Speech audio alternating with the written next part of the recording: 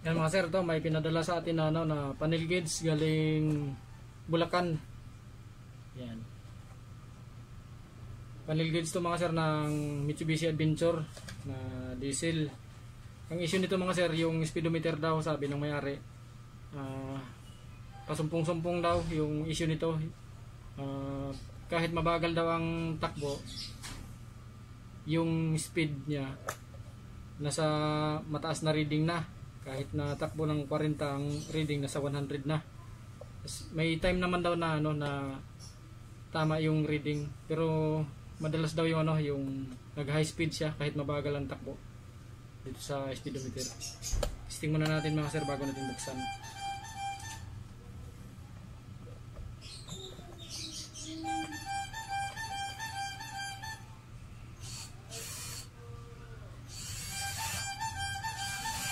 Ayan.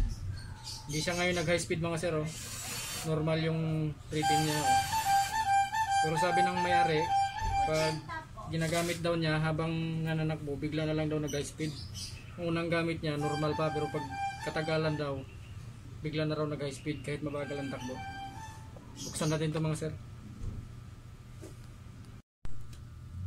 Ayan mga sir, yung ano, speedometer ng Adventure. Yan, nilangisan na ng may-ari ito mga sir, oh. Kasi nagpalit na rin daw sila ng kable, ganun pa rin daw. Kasi yung unang sabi daw ng mekaniko, yung kable daw may problema, pero nagpalit na sila ng kable, ganun pa rin daw eh. Kaya sabi ng may-ari, papa-repair na lang yung panel gauge, kaya pinadala niya dito.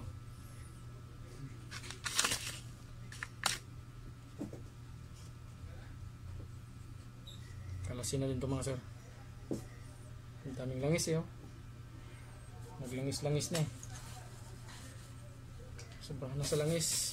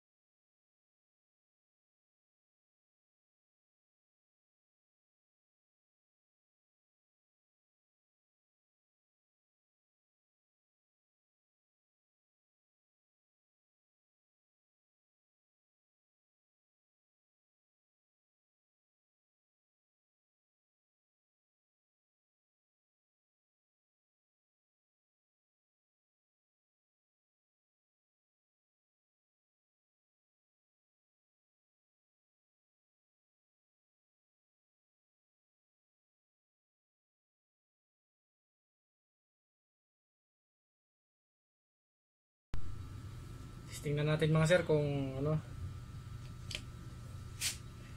kung hindi na ba siya mag high speed. Pero kanina kasi hindi rin siya nag high speed kasi sabi nung mayari pasumpong-sumpong araw to. Pag nabiyahe daw si sir may yung pag umpisang unang takbo daw okay pa raw sa mga ilang kilometro, pero bigla na lang nag high speed. Ayan mga sir hindi naman siya nag high speed mga sir hanggang ngayon, okay pa rin siya. Mga actual test na lang to ni sir mga sir sa pag nandun na pag naisalpak niya na doon sa unit niya.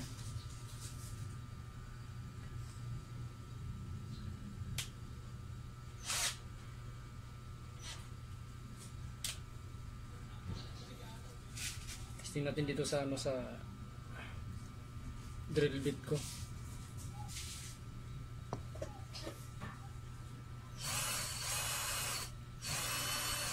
Yan, hindi na talaga siya nag high speed mga sir. Okay na ito. Actual test na lang nangyari ito doon sa mismong sasakyan. Yun lang naman yung problema mga sir, maraming dumi sa loob. Kaya yun, nag high speed siya. Okay na mga sir, ipapick up na lang dito ng may-ari.